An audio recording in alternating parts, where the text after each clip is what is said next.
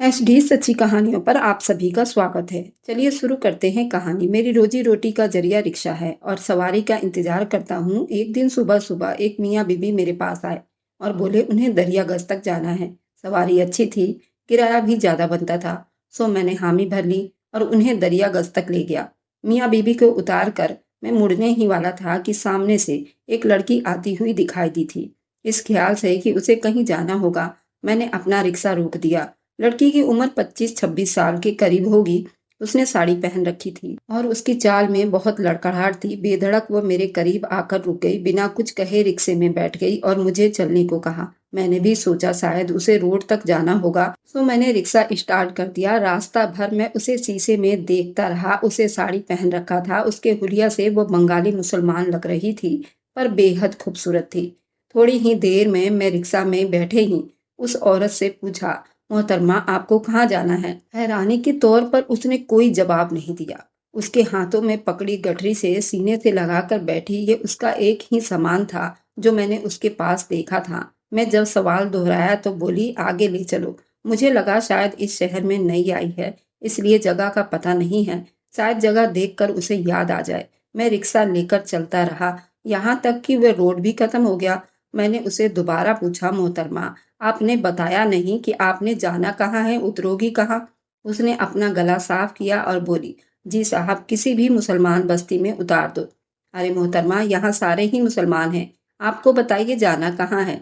जगह का नाम क्या है? क्या आपके पास कोई पता वगैरह नहीं है? अगर लिखा हुआ है तो मुझे दिखा दो, मैं आपको वहां छोड़ देता हूँ। मैंने कहा तो वह घबराकर बोली, मुझे कहीं नहीं जाना, जहाँ आपका दिल करे छोड़ दे। उसके जवाब पर मैं बौखला सा गया। भला ये क्या बात हुई? अगर मंजिल का नहीं पता था तो सफर क्यों कर रही थी? मैंने थोड़ा गुस्सा किया तो वह रोने लगी। उसके रोने से मेरा दिल पसीज गया। मैंने पीछे मुड़कर देखा तो मेरे दिल की धड़कनें तेज होने लगी। वह किसी फूल की तरह तरोताजा थी और आंखों में इतनी मासूमियत थी। मैंने कहा, देखो मेरा ये मतलब नहीं था, आप जो भी जगह कहेंगी बगैर किराए के मैं आपको वहां पहुंचा दूंगा। आप मुझे आराम से तसल्ली से जगह का नाम बता दीजिए। वह रोते हुए बोली, मेरा कोई ठिकाना नहीं है, ना ही मेरा इस दुनिया में कोई है, ना ही कोई वारिस है। आप मुझे अपने साथ ले चलो, मुझे घर में बेशक नौकरानी बनाकर रख लो। मैं सिर्फ 2 वक्त की रोटी खाऊंगी और आपसे कोई पैसे भी नहीं लूंगी। उसने कुछ इस अंदाज में कहा जैसे मैं किसी रियासत का बादशाह हूँ और वह कोई कनीज हो।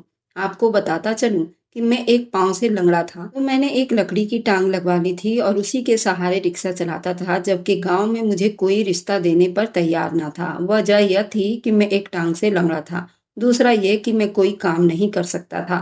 फिलहाल ऐसे में कौन अपनी बेटी का हाथ मुझे देता? मैं एक पल को सोचा, फिर लड़की से कहा, ठीक है, मुझे कोई समस्या नहीं है, मैं तुमसे शादी करने को तैयार हूँ। तुम बताओ तुम कब शादी करोगी? कहो तो अभी ले चलूं? अगर नहीं तो कुछ दिन अनाथ आश्रम में रह लो। अपनी तरफ से तुम पूरी तसल्ली कर लो, फिर अगर आपका दिल राजी हो जाएगा तो मुझे बता देना।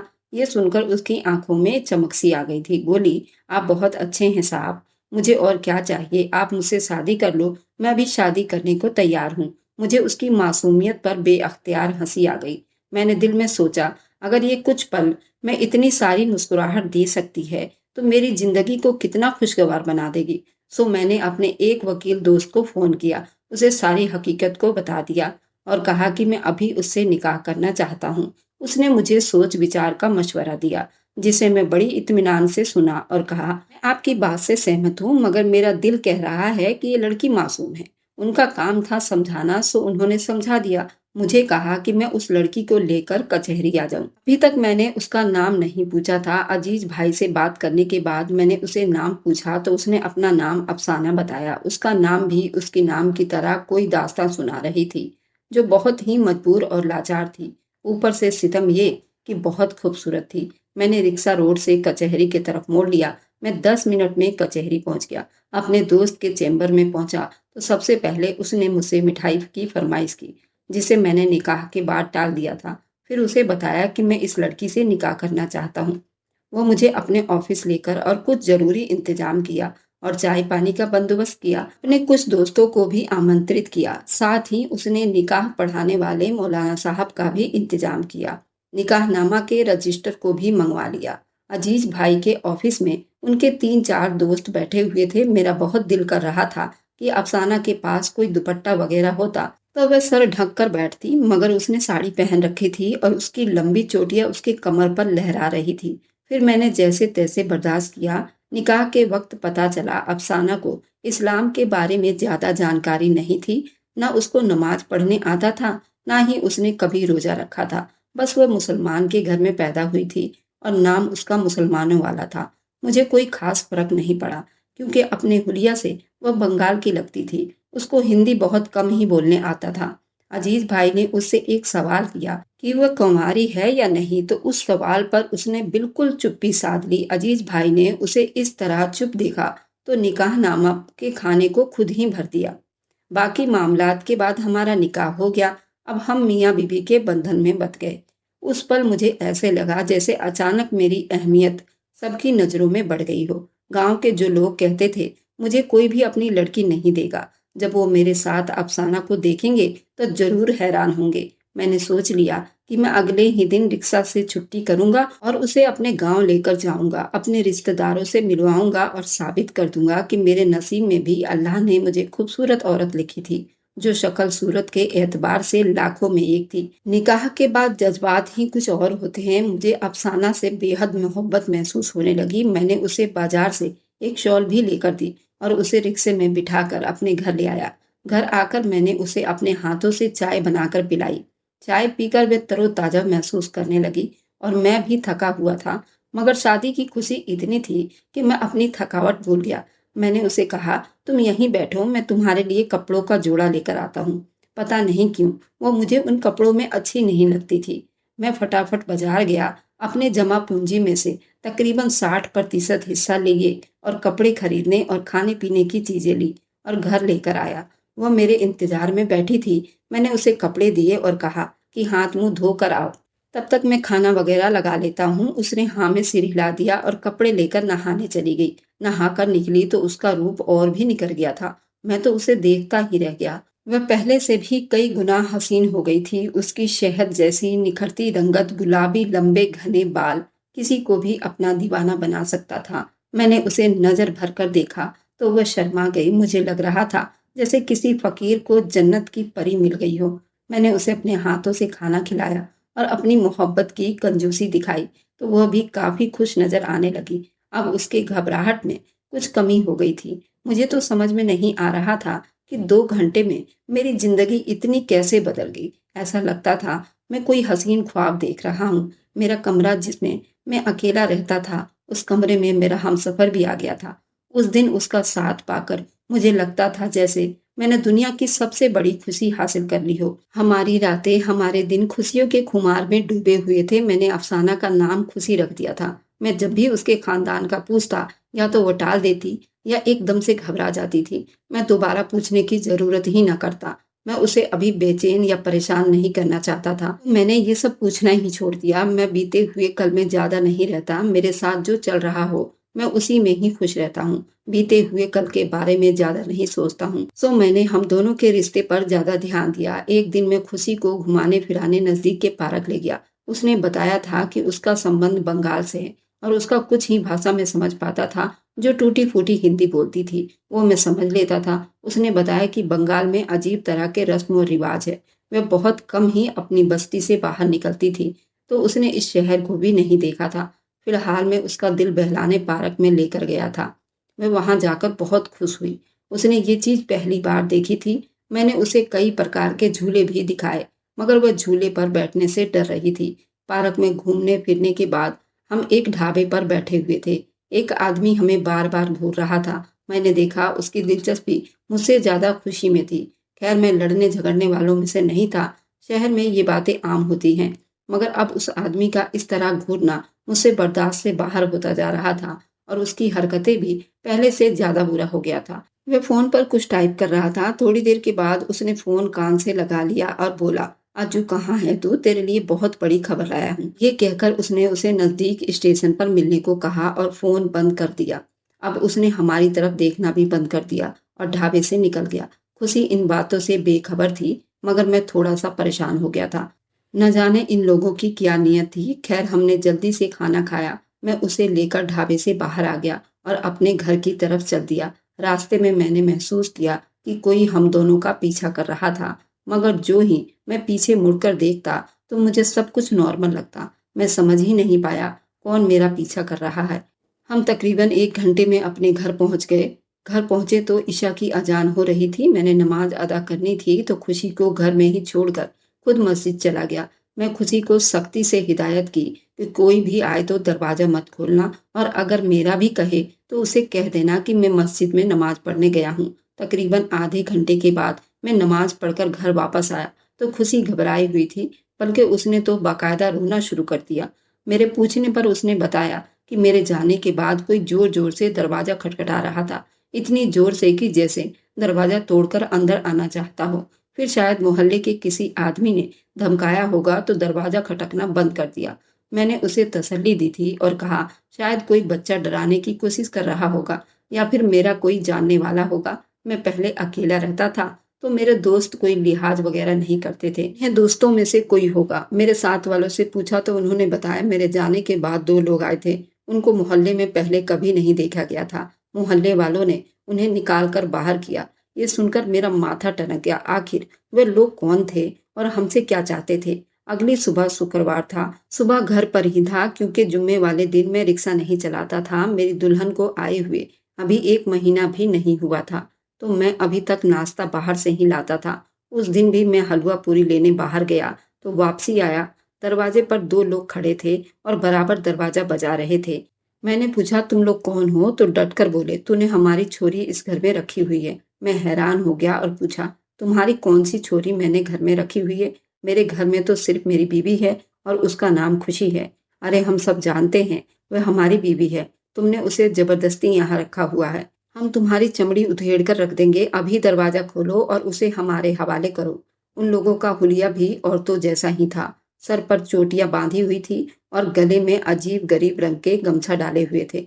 मैंने उनकी बदमाशी देखी तो मुझे भी गुस्सा आ गया। मैंने हलवा पूरी साइड में रखी और बाजू चढ़ाकर बोला हिम्मत है तो ले जाकर दिखाओ मेरी बीबी को। ये मेरा मोहल्ला है, सब लोग यहाँ मुझे जानते हैं। अगर ज्यादा चालाकी की तो ऐसा कूटेंगे कि वापस अपनी टांगों से नहीं जाओगे। मेरा ये कहना था कि उस आदमी ने मुझे गिरेबान से पकड़ लिया और बोला तुम्हारी ये हिम्मत, शायद तुम मुझे जानते नहीं हो। मेरा नाम अज्जू भाई है और मेरे नाम से बड़े बड़े लोग डरते हैं। हाँ हाँ, बिना आवाज के बंदूक। मुझे भी तुमसे कोई डर नहीं है।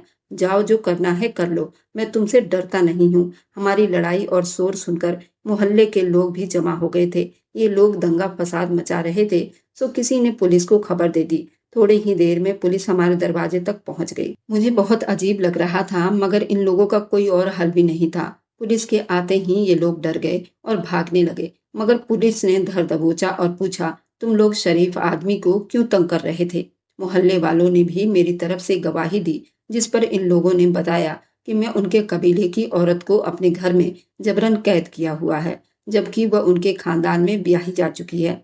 पुलिस वालों ने ये सुना तो अपनी लेडी कांस्टेबल को भी साथ ले आए और घर की तलाशी लेने को कहा।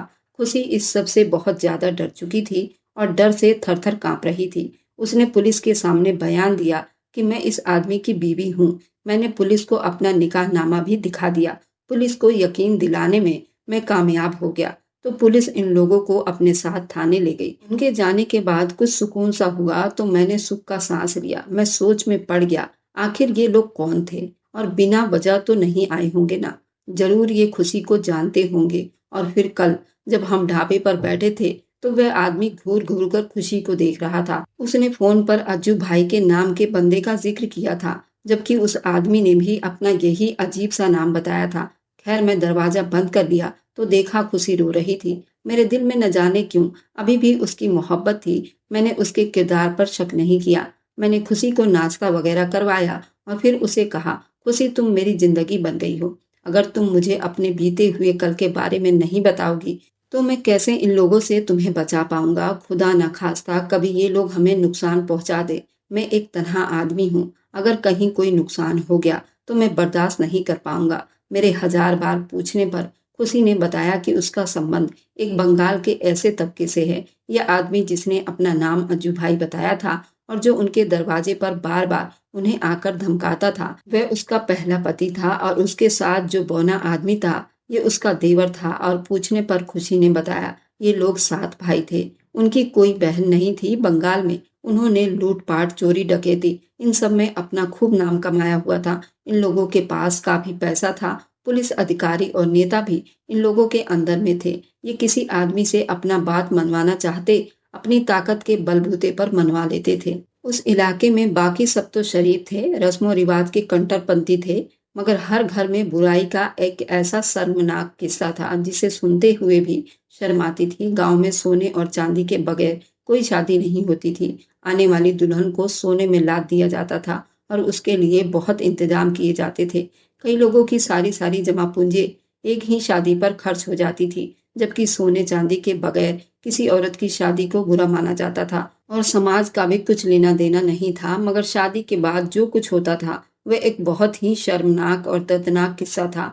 आज से 6 महीने पहले मेरी शादी हुई थी। मुझे सोने और चांदी में तौल दिया गया था। मेरे माँ बाप को भरी रकम भी पेश की गई, और जो ही मैं ब्याह कर उसके घर आ गई, अज्जू और उसके भाई रमन से सारा इलाका डरता था। उसके 6 भाई और भी थे, और शायद यही वजह थी कि वो अपने ताकत पर खास इतराते थे। शादी वाले दिन घर में कोई औरत ना पाकर मुझे अजीब सी उलझन हुई।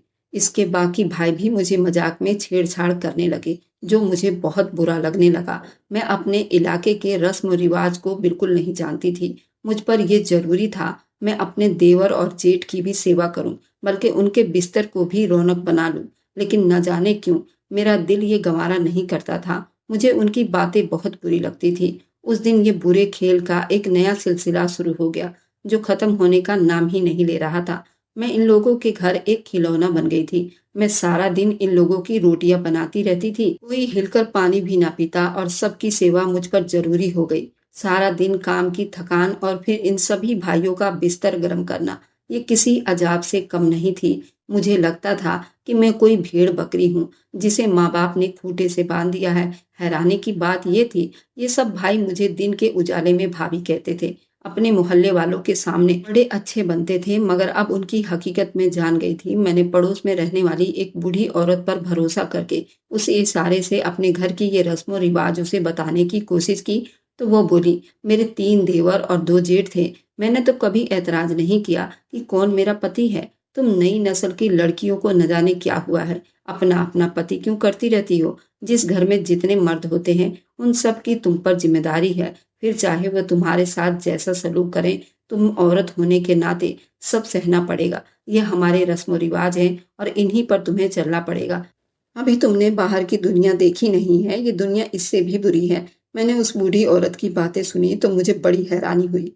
ये जुल्म और ये बुराई हर घर में खामोशी से चल रही थी, शायद इसलिए कि लोग शादियों पर ज्यादा खर्चा नहीं करना चाहते थे। मैं तो जैसे ही जवान हुई ब्याह दी गई, मुझे इन बातों का पता ही नहीं था, मगर शायद मेरे अंदर एक पाक रूह थी जिसने कभी भी इस गंदगी को कबूल नहीं किया। मैंने अपने बस्ती से भागने का फैसला कर लिया, मगर मुझे अपनी मंजिल का नहीं पता था। बस्ती से थोड़ी दूर जाकर एक रेलवे स्टेशन पड़ता था, जहां से कई जगह की ट्रेन जाती थी, और मैं नहीं जानती थी जिस ट्रेन में मैं बैठी थी वह ट्रेन कहाँ जा रही है। मुझे नहीं पता था कि मैं कहाँ जाऊंगी, बस एक ख्वाब जो दिल में जगाए रखी थी। ट्रेन का सफर लंबा था। मैं पुरानी दिल्ली रेलवे स्टेशन उतर गई और भटकती भटकती तुम जहाँ खड़े थे वहां पहुंच गई।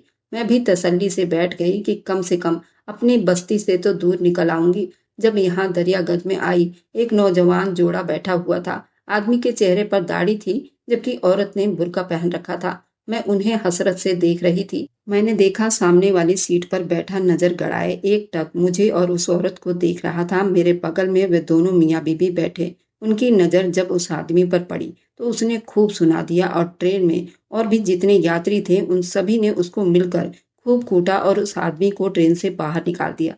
ये देखकर मैं बहुत हैरान हुई। क्या कोई आदमी अपनी औरत की इतनी हिफाजत कर सकता है, जबकि हमारे इलाके में इस बात को फक्र समझा जाता था। अगर कोई आदमी किसी औरत को छेड़ रहा है तो औरत का खुद पति ही उस औरत को कुछ पैसों के लिए उसके हवाले कर देता। मेरे लिए उस आदमी का ये रवैया उम्मीद की किरण थी। मुझे मालूम करने पर पता चला ये मुसलमान है। मैंने उसी वक्त फैसला कर लिया कि शादी करूंगी तो बस ऐसे ही इंसान से, जो अपनी औरतों की इतनी हिफाजत करते हों। जब मैं आपके रिक्शे पर बैठी थी तो मैंने कहा था किसी मुसलमान बस्ती में मुझे उतार दे, और फिर जब आपसे मिली तो मुझे लगा आप शरीफ इंसान हैं। और यकीन मानिए, आपने अज्जू से जो कल लड़ाई की, मेरे लिए उससे बड़ी कोई बात नहीं है। मुझे अपनी हिफाजत का एहसास हुआ है और मैं आपकी गुलाम बन गई हूँ। उम्र भर आपको अपने सर का ताज बनाकर रखूंगी। खुदा के लिए मेरी गलतियों को माफ कर दीजिए। मैं कभी आपका एहसान नहीं भूलूंगी। ये कहकर उसने अपना सर मेरे कंधों पर रख लिया, मेरे हाथों को चूमने लगी और बोली, मैं सारी जिंदगी तुम्हारे साथ बिताऊंगी। कहोगे तो जान भी दे दूंगी, लेकिन खुदा के लिए मुझे खुद से जुदा मत करना। यहाँ आकर इस घर में मुझे सुकून मिला है, वह सुकून शायद मुझे मरने के बाद भी ना नसीब होता। आंखों में भी उसके प्यार और आंसू आ गए। मैंने खुशी को सीने से लगा लिया और उसे यकीन दिलवाया, मैं उसकी सच्चाई की कदर करूंगा, कभी भी उसे नहीं छोड़ूंगा। वो मेरी बीवी है, मेरी इज्जत है और रहेगी। ये सुनकर वह खुशी से निहाल हो गई। उसके बाद मैंने उसे कुरान पाक पढ़ाया, सिखाए, कलमा शहादत सिखाया और नमाज के वसूल भी सिखाए। उसको इतना प्यार दिया कि वो अपने बीते हुए कल को भूल चुकी है। हम दोनों ने वो जगह छोड़कर एक नई जगह पर शिफ्ट हो गए हैं। उसके आने से मेरे नसीब ऐसे खुले हैं कि मैंने 4 रिक्शा और खरीद लिए। अब मेरी अच्छी खासी आमदनी है। रोज रोज मेरे रिक्शे बढ़ते ही जा रहे हैं। मुझे यकीन है ये सब अल्लाह ने मुझे खुशी के नसीब से अता किया है। अगर मैं उसे धुतकार देता या उसके साथ अच्छा सलूक ना करता तो यकीनन वह टूट जाती और इस मजहब से भी दूर चली जाती। उसको ना सिर्फ कबूल किया बल्कि इज्जत की जिंदगी भी दी। आज वो मेरे साथ बहुत खुश है और हिफाजत में है और मैं आज 3 बच्चों का बाप हूँ और कई रिक्शों का मालिक हूँ। अल्लाह हमारी जोड़ी यूं ही सलामत रखे। आमीन। अगर आपको आज की कहानी पसंद आई है तो वीडियो को जरूर लाइक कीजिएगा और अपने दोस्तों के साथ शेयर भी कीजिएगा। और हाँ, अगर आपने अभी तक हमारे चैनल को सब्सक्राइब नहीं किया है तो जरूर सब्सक्राइब कर लीजिए। मिलते हैं हम अपनी कल की एक और नई दिलचस्प कहानी के साथ। मुझ पर सदा अपना प्यार और स्नेह बनाए रखें।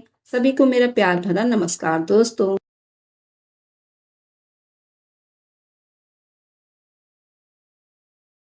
एचडी सच्ची कहानियों पर आप सभी का स्वागत है। आज जब मैं डॉक्टर के पास आई तो मैं बहुत खुश थी। मुझे अपनी माँ की बहुत याद आने लगी थी। मेरी माँ को मेरी शादी देखने की बहुत तमन्ना थी, पर अल्लाह ने ये मौका उनको नहीं दिया। मुझे कुंवारा छोड़कर ही इस दुनिया से चली गई थी। और जब मैं शादीशुदा हो गई और आज डॉक्टर ने मेरी प्रेगनेंसी की खबर सुनाई तो मैं बहुत खुश थी और उस दिन को याद करने लगी जब मेरी भाभी प्रेग्नेंट थी। उनको खूब अच्छा-अच्छा खाने को मन करता तो वो भाई से चोरी छुपके मंगवा कर खा लेती थी और जो बचता था उसे फेंक देती थी। पर मेरे घर में ऐसा कुछ भी नहीं था। मेरी एक ननद थी जो शादीशुदा थी और हम 2 बहनें एक ही घर में थी। मेरी बड़ी बहन मेरी जिठानी थी और मेरी सास तो मेरी माँ से भी बढ़कर थी। मेरी बड़ी बहन उनकी बहुत सेवा करती थी और वो मेरी बड़ी बहन की बहुत तारीफें किया करती थी। और आज जब ये खुशखबरी मुझे मिली तो मैं अपने बीते हुए कल में चली गई। मैं जिस तकलीफ को सहकर यहाँ तक पहुंची थी, ये कहानी एक पारिवारिक जीवन से संबंधित है और जिसे सुनकर आपको भी बहुत कुछ बातें सीखने और समझने को मिलेगी। लेकिन दोस्तों, कहानी में आगे बढ़ने से पहले बस आप लोगों से वही पुरानी रिक्वेस्ट है कि आप हमारे यूट्यूब चैनल को सब्सक्राइब कर लीजिए और वीडियो को भी एक लाइक करके शेयर कर दीजिए, जिससे कि मेरा भी हौसला बढ़ता रहे और मैं आपके लिए रोजाना नई नई इंटरेस्टिंग कहानी लेकर आती रहूंगी। चलिए लिए चलती हूँ फिर से अपनी कहानी की तरफ। भाभी कहने पर भाई ने किचन अलग कर लिया था। भाई के काम पर जाते ही भाभी फ्रिज में खाने के सामान को ताला लगा देती थी। हम सारा दिन भूखे रहते और जब रात को भाभी बचा हुआ खाना फेंकती तो माँ और मैं उसे खा जाते। आज हम वही खाना खा रहे थे। माँ वह खाना खाते ही रो पड़ी और झोली उठाकर आसमान की तरफ देखने लगी। फिर उसी रात मेरी माँ का इंतकाल हो गया और जो मंजर मैंने माँ की मैयत पर देखा वह मुझ समेत सभी को रुला गया था। भाई और भाभी ये क्या कर रही हैं?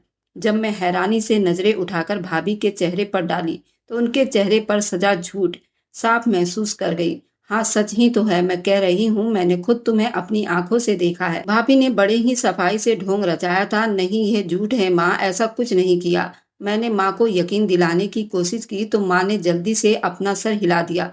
मैं जानती हूँ मेरी बच्ची, तू कुछ भी गलत नहीं कर सकती। हम माँ की बात सुनकर मुझे एकदम सुकून सा हुआ। क्या मतलब आपका? क्या मैं झूठ बोल रही हूँ? भाभी ने मुंह और भौं चढ़ाकर माँ की तरफ देखा। मेरा तो जैसे गुस्से के मारे बुरा हाल हो गया।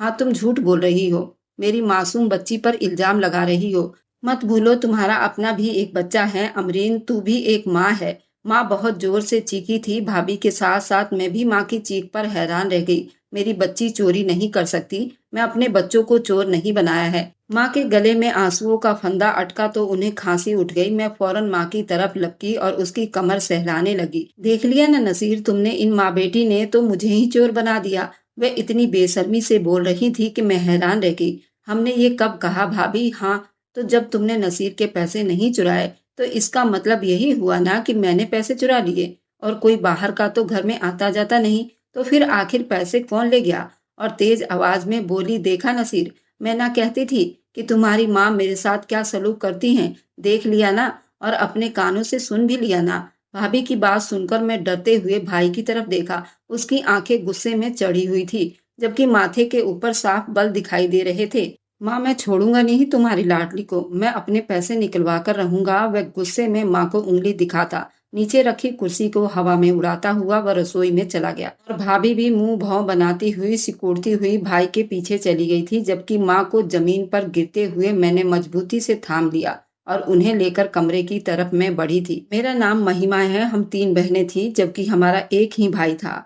बड़े दोनों बहनों की शादी पापा ने अपनी जिंदगी में ही कर दी थी, जबकि मैं अभी कमारी थी। मेरे पापा ने शुरू से ही मेरे भाई को बहुत ज्यादा ही सर पर चढ़ा रखा था। हम बहनों की तो ना कोई घर में कदर थी और ना ही कोई अहमियत थी।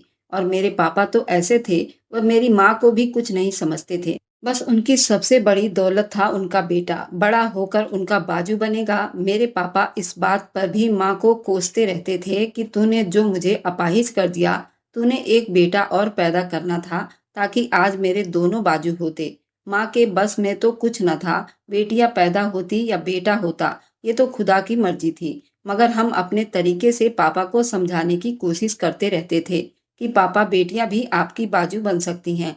मेरे पापा यूं ही बिन मतलब के हमारी बातों पर मुस्कुरा देते थे। उन्हें बेटियों को बाजू बनाने का कोई खास शौक नहीं था। उनका सारा धन दौलत, सारा ध्यान सिर्फ अपने बेटे पर ही था। मेरी माँ एक पढ़ी लिखी औरत थी। वह यही चाहती थी कि उनके चारों बच्चे पढ़ लिख कर काबिल बने। मगर मेरे पापा ने ऐसा होने नहीं दिया और मैट्रिक करते ही बड़ी 2 बहनों की शादी कर अपनी जिम्मेदारी से मुक्त हो गए। उसके बाद मेरे भाई का नंबर था। भाई की शादी की बारी थी। मेरे पापा ने भाई के लिए तो न जाने कितने सपने देख डाले थे। वे चाहते थे कि उनका बेटा पढ़ लिख कर काबिल बने। मेरे पापा तो खुद मजदूरी करते थे, दिहाड़ी पर भी काम करते थे। लेकिन भाई के लिए मेरे पापा बहुत चिंतित थे, कहीं उनका बेटा उनकी तरह मजदूरी ना करे। भाई को पढ़ने लिखने में कोई खास दिलचस्पी नहीं थी। उसे काफी हद तक बिगाड़ दिया था। वह अपनी मर्जी से पापा से पैसे मांगता और पापा किसी न किसी तरह इंतजाम करके उसके हाथ पर पैसे रखते थे। मेरे भाई ने बड़ी मुश्किल से जाकर तो 10वीं पास किया था। उसे कारोबार करने की सूझी थी। मेरे पापा के पास इतने पैसे कहाँ थे कि वे उसे कोई कारोबार करवाते। पापा का कहना था कि तू कोई नौकरी ढूंढ ले। मगर भाई तो पापा की बात सुनकर गुस्से में भड़क उठता था और बड़बड़ाता। उसने मेरे पापा का कोई लिहाज न रखा और पापा को अच्छी खासी बातें सुनाई। हम भी भाई के इस व्यवहार पर हैरान थे, जबकि मेरे पापा भाई के ऐसे व्यवहार पर बहुत ही ज्यादा शर्मिंदा थे। सारी जिंदगी जिसे इतनी अहमियत दी, वह इतनी छोटी सी बात पर पापा के ऊपर चिल्ला रहा था और उनसे बहस कर रहा था। मेरे पापा को भाई की बदतमीजी का सदमा लग गया। जितनी मेहनत कर सकते थे करने की कोशिश करते, मगर फिर भी उनके लिए ये मुमकिन नहीं था कि वे भाई को कारोबार के लिए पैसे इकट्ठे करके दे सकें। अमरीन के लिए मेरा रिश्ता लेकर जाओ, उसका बाप मुझे कारोबार के लिए पैसे देने को तैयार है। मेरे भाई ने घर में एक नया सोच छोड़ा था। ये क्या कह रहा है? हमारे उनके साथ तो अनबन है, ऐसे में उसके घर रिश्ता लेकर कैसे जा सकते हैं? माँ को उसकी इस तरह के फरमाइश पर यकीन नहीं आया। वह अच्छी तरह जानता था कि मौसी से हमारा संबंध किस तरह से है, पर मैं कुछ भी नहीं जानता। मुझे अमरीन से ही शादी करनी है तो करनी है। अपनी ये नाराजगी खत्म करो। वह एक एक शब्द पर जोर देकर बोल रहा था। माँ और पापा दोनों भाई के जिद के सामने मजबूर थे।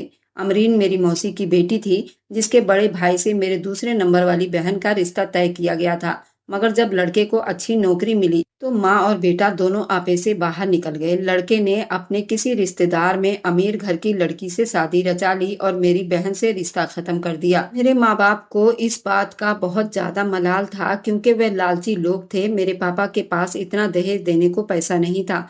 हम गरीब लोग थे, उन्होंने मेरी बहन से रिश्ता खत्म कर दिया। इसी बात पर मेरी माँ का और मेरी मौसी का आपस में संबंध भी खराब हो गया था। मेरी माँ को इस बात का बहुत ज्यादा ही अफसोस हुआ था। मौसी ने भी अपने बेटे का साथ दिया था। पापा ने अपनी साली के धोखे को माफ न किया और हमेशा के लिए अपनी साली से रिश्ता खत्म कर लिया। जब उन्होंने इस घर की बेटी ना ली, तो मैं उस घर की बेटी को कैसे ले सकता हूँ? मेरे पापा ने भाई को साफ-साफ मना कर दिया, मगर वह कुछ सुनने और समझने को तैयार नहीं था। मेरे माँ-पापा की भाई ने कोई इज्जत ही नहीं रखी थी और बदतमीजी पर उतर आया था। जब मेरी बड़ी बहन आफरीन का रिश्ता मौसी के घर तय हुआ था, तो मौसी के हालात भी हमारे ही जैसी थी, मगर उनके बच्चों ने बड़े होने के बाद घर के हालात बदल लिए थे। उनके बच्चे पढ़ लिख कर अच्छी नौकरियों पर लग गए थे। मौसी ने अपनी पहली बेटी की शादी भी काफी अमीर घर में की थी, जबकि उनका बेटा भी अमीर घर की बहू लेकर आया था। मगर न जाने क्यों वह अमरीन की शादी हमारे घर में करना चाहती थी। भाई ना तो पढ़ा लिखा था और ना ही किसी चीज की उसमें हुनर थी। बस भाई की शक्ल सूरत अच्छी थी। शायद इसलिए अमरीन को मेरे भाई से मोहब्बत हो गई थी और उसने अपने माँ बाप को मजबूर किया होगा कि उसकी शादी यहाँ पर कर दे। मेरे माँ और पापा ने तो बड़े गुरूर से बहन वाला रिश्ता तोड़ दिया था।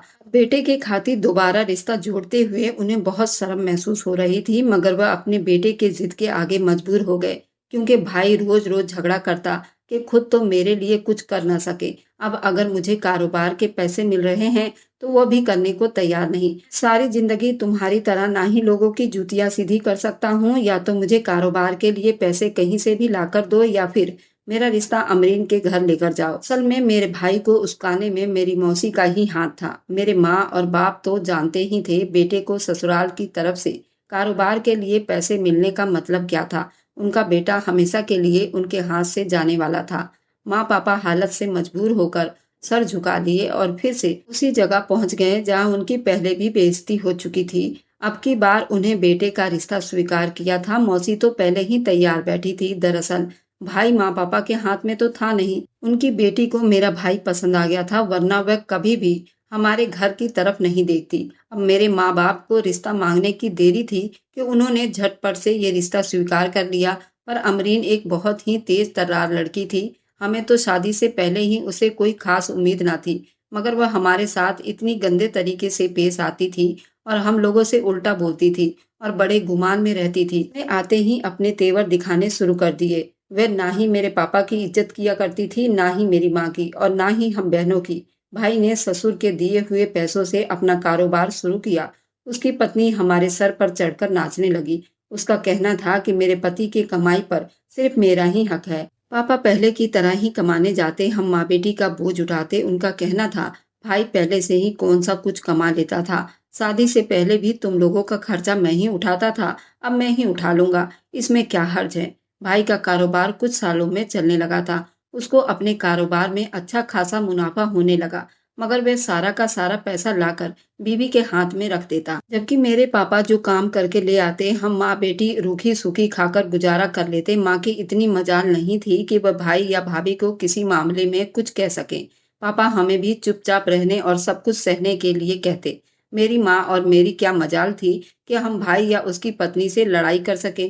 पापा की ख्वाहिश थी कि वह जल्द से जल्द मेरा भी रिश्ता ढूंढ कर मुझे अपने घर का कर दें, ताकि मैं इस तकलीफ से बच सकूं जो भाई और भाभी दिए हुए थे। मगर कुदरत ने पापा को इतनी मोहलत नहीं दी कि एक दिन वे काम पर तो गए, मगर वापस सही सलामत नहीं लौटे। वहां काम करते उनकी मौत हो गई। हम सब पर तो जैसे कयामत टूट पड़ी थी। अब वही हमारा एक सहारा थे। पापा के मौत का सदमा बेहद गहरा था। माँ भी रो रो कर बेहाल थी। अभी तो मेरे पापा को मुझे विदा करना था।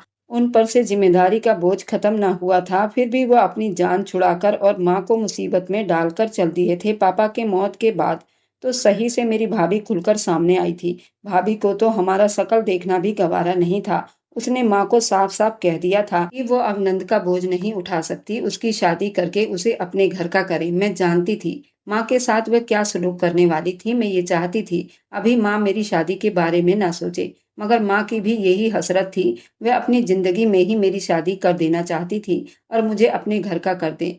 मैं तो जैसे तैसे गुजारा कर लूंगी, मगर तुम अपने पति के घर जाओ और अपने घर की जिम्मेदारियां संभालो, तो यही बेहतर है। मैं जब भी माँ से शिकायत करती तो माँ मुझे यही जवाब देती और मैं चुप करके बैठ जाती। मैं ही सारे घर का काम करती थी, भाभी किसी काम को हाथ नहीं लगाती। अब तो उसने मुझ पर तरह-तरह के इल्ज़ाम भी लगाना शुरू कर दिए थे। वह चाहती थी हम दोनों को वह घर से निकाल दे। उसने भाई को ये मशवरा भी दिया था घर बेचकर पैसे कारोबार में डाल दे ताकि कारोबार से और ज़्यादा मुनाफा हो। घर तो फिर से बना लेंगे। सबसे पहले कारोबार को तरक्की ज़रूरी है। पर इस बात पर मेरी माँ बिल्कुल भी राज़ी नहीं हुई और भाई का साथ नहीं दिया। अब माँ ने भाई को साफ-साफ कह दिया था, जब तक वह अपनी बेटी की शादी नहीं कर देती, तब तक वह इस घर को बेचने के बारे में सोच भी नहीं सकती। यही वजह थी भाभी और ज़्यादा हमारे खिलाफ खड़ी हो गई थी। उसका बस नहीं चलता था कि वह हम दोनों को कच्चा ही चबा जाए। भाभी शादी के कुछ महीने के बाद ही प्रेग्नेंट हो गई थी। उसकी डिलीवरी के दिन करीब थे। वह अपने लिए खाने की दुनिया भर के सामान मंगवाती थी, जिसकी खुशबू पूरे घर में फैल जाती थी, जबकि हम उसका बचा हुआ खाने को इंतजार करते ताकि अपना पेट भर सके। मेरी माँ को उम्मीद थी कि जब उसकी अपनी औलाद हो जाएगी तो शायद उसे अपने गलत व्यवहार का एहसास हो सके। मगर यहाँ माँ गलत थी।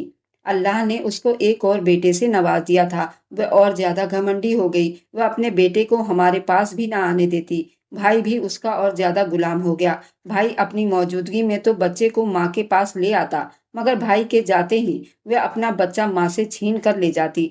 हमें समझ न आता वह किस बात का बदला हम लोगों से ले रही थी कि हमने कभी उसके साथ कुछ गलत नहीं किया था। भाई मुनाफे के पैसे लाकर रोज की तरह गले में ही रख देता था। एक दिन भाई के पैसों में से पूरे 30,000 रुपए गायब हुए थे।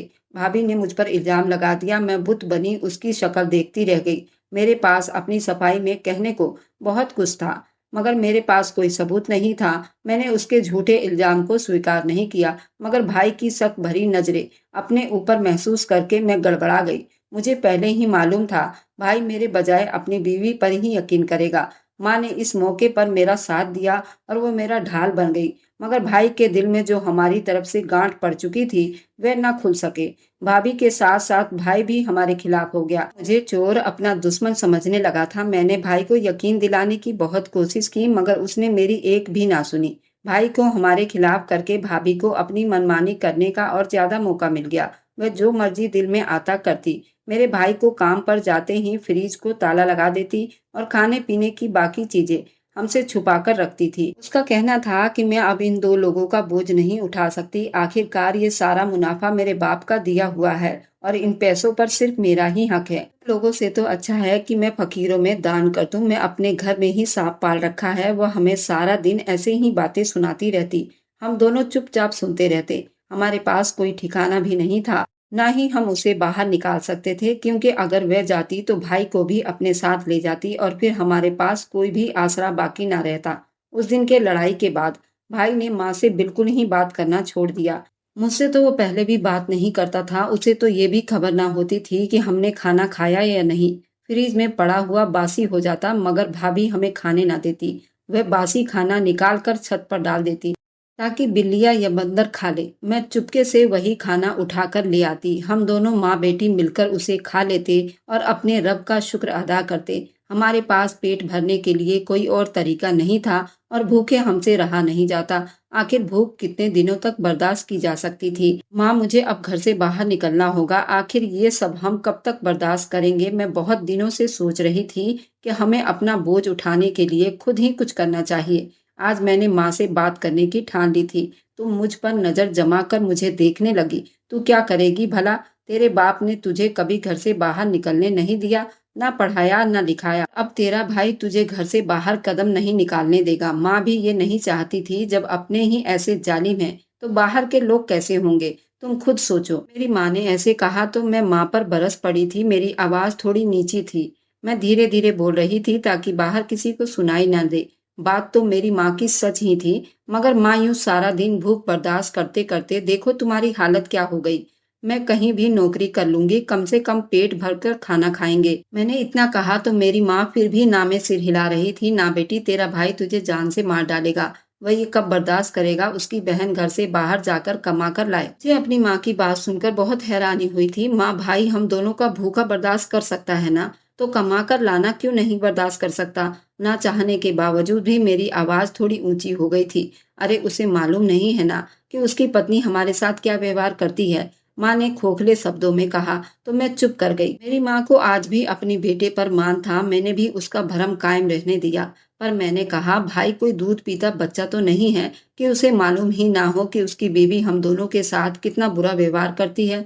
मैंने तो चुप्पी साध ली थी, मगर दिल में ठान लिया था कि मैं कल ही नौकरी की तलाश में निकलूंगी। कमरे से निकली थी, भाभी के कमरे की बत्ती बुझ चुकी थी। इसका मतलब था कि वे सो चुके थे। मैं जल्दी से रसोई में गई। हमेशा की तरह आज भी वहां खाने को कुछ भी मौजूद नहीं था। वह सोने से पहले रसोई का सारा खाने पीने का चीज गायब करना नहीं भूलती थी। मैं बासी खाना ढूंढने छत पर चली आई और जमीन पर रखा खाना उठाकर माँ के पास ले आई। लो माँ, खाना खा लो। मैंने साफ प्लेट में रखकर माँ के सामने दिया तो दोनों ही सुबह की भूखी थी, खाने पर टूट पड़ी। आज खाने से कुछ बदबू उठ रही थी। खाना खराब हो चुका था, मगर पेट का आग भी बुझाना था। माँ की आंखों से आंसू बहने लगे। माँ आसमान के तरफ हाथ फैलाकर देखने लगी। मैंने आज से पहले माँ को इतना मायूस नहीं देखा था। मैं माँ का हाथ पकड़े खुद भी आवाज से रो रही थी। रोती रोती न जाने कब मेरी आंख लग गई। सुबह मेरी आंख खुली तो माँ आंख मूंदे सो रही थी। मैं माँ को उठाने लगी। उठ जाओ माँ। मैं बाहर फैली धूप देखकर परेशान हो गई थी, क्योंकि सुबह 12 बजने वाले थे। फिर मैंने माँ का माथा छुआ। माँ का पूरा बदन बिल्कुल ठंडा था और बर्फ हो रहा था। मैं परेशान होकर अपनी माँ को हिलाने लगी। मेरी आंखों में से आंसू भरने लगे थे। माँ को न जाने क्या हो गया था, वह नींद से जाग न सकी। पूरा घर मेरी चीखों से गूंज उठा था। माँ की मौत पर हम सभी बहनों का बुरा हाल था। मुझे तो चैन ही नहीं आ रहा था। माँ के बगैर भला क्या करूंगी। हमें रोता बिलखता छोड़कर माँ इस दुनिया से जा चुकी थी। रोते हुए मेरी नजर मेरी भाभी के चेहरे पर पड़ी। मुझे बहुत हैरानी हुई थी। वो माँ के जनाजे पर आंसू बहा रही थी। मैं जानती थी वो मगरमच्छ के आंसू हैं और उसे बहाने में कोई कसर न छोड़ी थी। वह माँ के जनाजे पर रो रोकर औरतों को अपनी और माँ की मोहब्बत के किस्से सुना रही थी। मोहल्ले की सभी औरतें उसके साथ हमदर्दी जताने में आगे थी। उसके दोगलेपन पर मैं हैरान थी। वह कितनी चालाक औरत थी। कोई भी उसकी असलियत पहचान नहीं सकता था। मैं सबको बताती कि उसने हमारी जिंदगी को किस तरह मुश्किल बना दिया था, तो शायद कोई भी मेरी बात पर भरोसा न करता। औरतों की हमदर्दी पाकर उसने तीखी नजरों से मेरी तरफ देखा था, तो मैंने नफरत से अपना मुंह दूसरी तरफ कर लिया। वही मेरी माँ की कातिल थी। मैंने सोच लिया था कि माँ के कफन दफन के बाद एक पल भी इस घर में नहीं रुकूंगी और मैं अपनी बहन के साथ चली जाऊंगी। अगर मेरी बहनों के घर मुझे सहारा नहीं मिला तो मैं किसी अनाथ आश्रम में चली जाऊंगी, पर इस घर में बिल्कुल भी नहीं रहूंगी। अब मगर जनाजा उठने ही वाला था कि अचानक से छत से कोई जमीन पर आ गिरा था। वहां पर जितने लोग थे, मुझ समेत एकदम सभी लोग चौंक गए। अगले पल ही भाभी की दर्दनाक चीखों से पूरा मोहल्ला गूंज उठा। सामने का मंजर देखकर मुझ समेत वहां पर जितने लोग मौजूद थे, सबकी आत्मा तक कांप गई थी। भाभी का बेटा छत से गिरकर जख्मी हालत में जमीन पर तड़प रहा था। मेरे भाई भाभी की तो दुनिया ही लुट चुकी थी। हम सबको समझ नहीं आ रहा था आखिर हुआ क्या है। अपने बच्चे की तकलीफ उनके लिए बर्दाश्त करना बहुत मुश्किल था। वह अभी सिर्फ 2 साल का था और न जाने कैसे अकेला सीढ़ियां चढ़कर छत पर चला गया था। हम बहनें तो रोने पीटने में लगी हुई थी, जबकि भाभी मोहल्ले की औरतों को झूठा ड्रामा दिखाकर बता रही थी कि मैं अपनी सास की मौत पर कितनी दुखी हूँ। भाई ने जल्दी से अपनी बाइक निकाली। वे दोनों माँ का जनाजा छोड़कर अपने बच्चे को अस्पताल लेकर भागे थे। हम सब बच्चे की जख्मी होने पर बेहद परेशान थे। अभी तो माँ का कफन दफन भी होना बहुत जरूरी था। हम अपने माँ को भी छोड़कर नहीं जा सकते थे।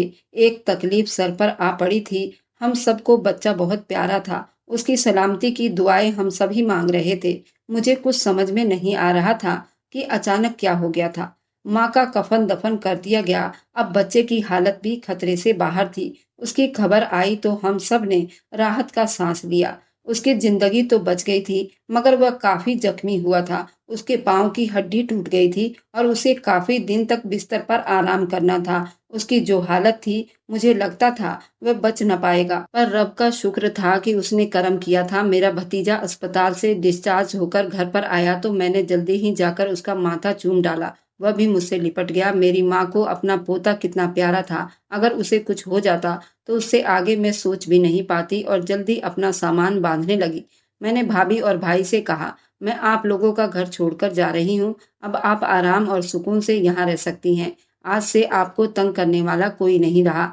मैंने भाभी से दो टूक बात की, कहा अपना सामान उठाकर चल दिया। लेकिन अभी मैंने एक कदम भी नहीं बढ़ाया था कि मेरे भाई ने हैरानी से पूछा, क्या बात हुई है? कहाँ जाओगी तुम? मैंने कहा, अल्लाह की जमीन बहुत बड़ी है भाई, कहीं ना कहीं जगह मिल जाएगी। अपने आंसुओं को बड़ी मुश्किल से रोका था, बाहर की तरफ कदम बढ़ा दिए थे। रुक जाओ भाई।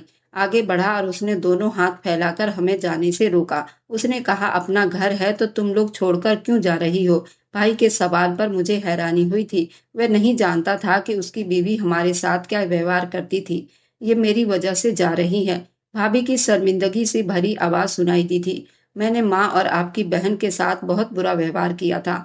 यहाँ तक कि मैंने फ्रिज को भी ताला लगा दिया और उनको कई कई दिन तक भूखा रखा। भाभी की ये आवाज सुनकर भाई हैरान रह गया था।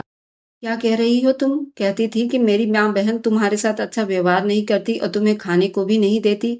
भाई के हैरानी से अब गुस्से में भाभी के तरफ देख रहा था। मैं झूठ बोल रही थी ताकि तुम मुझ पर भरोसा करो और अपनी माँ बहन पर भरोसा ना करो। अपने बेटे की हालत देखकर मुझे एहसास हो गया मैं किस तरह गलत थी और मैंने एक माँ को कितनी तकलीफ पहुंचाई थी। मुझे माफ कर दो। भाभी भाई दोनों हमारे सामने हाथ जोड़कर रो पड़े।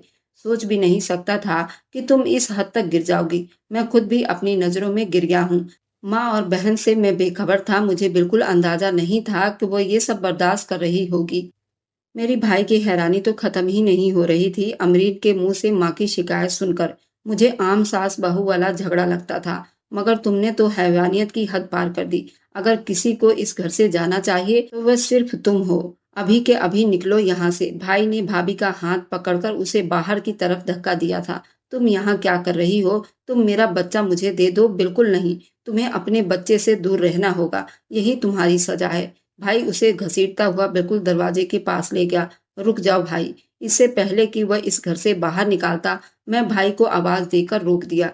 ये सच है कि भाभी ने हमें बहुत तकलीफ पहुंचाई है। माँ की मौत की जिम्मेदार भी यही है। लेकिन आज अगर माँ जिंदा होती, वह कभी भी आपको भाभी को घर से निकालने नहीं देती। वैसे भी जो हुआ उसमें सबसे ज्यादा गलती आपकी है। आपने कभी माँ और मेरी खबर तक नहीं ली। हमारे भाई को हमारा ख्याल रखना चाहिए था, ना कि भाभी को। मुन्ना हम सबको ही प्यारा है। अभी वह तकलीफ में है। मैं नहीं चाहती कि वह माँ की ममता से दूर हो, तकलीफ सहे। भाई मेरी बात सुनकर शर्मिंदा था, जबकि भाभी मुझसे आकर लिपट गई थी। भाई और भाभी अपने व्यवहार पर शर्मिंदा थे। मैंने उनकी तरफ से अपना दिल साफ किया था। आखिर वह मेरा भाई था। मैं उसे मुश्किल में कैसे देख सकती थी? मुझे इस बात का अफसोस था कि उन्हें अपनी गलती का अंदाजा बहुत देर में हुआ था। अगर वो माँ की जिंदगी में ही अपने व्यवहार को बेहतर कर लेते तो शायद आज माँ हमारे साथ होती। ये कम से कम सुकून में होती। अपनी आंख बंद करती, मगर माँ रोती तड़पती इस दुनिया से चली गई थी। भाभी के व्यवहार में तो काफी अच्छाई देखने को मिली थी, मगर माँ का गम मेरे दिल को कभी सुकून नहीं लेने देता था। अब भाई जब भी काम से आता, सबसे पहले मेरे पास आता और पूछता, मैंने खाना खाया या नहीं। जो चीज वह अपनी पत्नी के लिए लेकर आता, वह भी मेरे लिए लेकर आता था। हमेशा उसे देखकर यही सोचती थी, अगर भाई माँ की जिंदगी में भी ये सब करता तो आज वह पछतावे में और दुख में ना जी रहा होता। सबसे बड़ी बहन के ससुराल से मेरा रिश्ता आया तो भाई ने मेरी मर्जी पूछी थी। मेरा रिश्ता वहां पर तय कर दिया। मेरे भाई ने बड़ी सादगी से मेरी शादी और मेरी विदाई कर दी और हम बहनें अपने अपने ससुराल में पहुंच गए। मेरे पति अच्छे मोहब्बत करने वाले इंसान थे, जबकि मेरी बहनें अपने अपने घर में खुश थी। अक्सर मैं सोचती थी, काश माँ पापा को भी अपनी बेटियों को खुश देखने का मौका मिलता। अगर आपको आज की कहानी पसंद आई है तो वीडियो को जरूर लाइक कीजिएगा और अपने दोस्तों के साथ शेयर भी कीजिएगा। और हाँ, अगर आपने अभी तक हमारे चैनल को सब्सक्राइब नहीं किया है तो जरूर सब्सक्राइब कर लीजिए। मिलते हैं हम अपनी कल की एक नई दिलचस्प कहानी के साथ। मुझ पर सदा अपना प्यार और स्नेह बनाए रखें। सभी को मेरा प्यार भरा नमस्कार दोस्तों।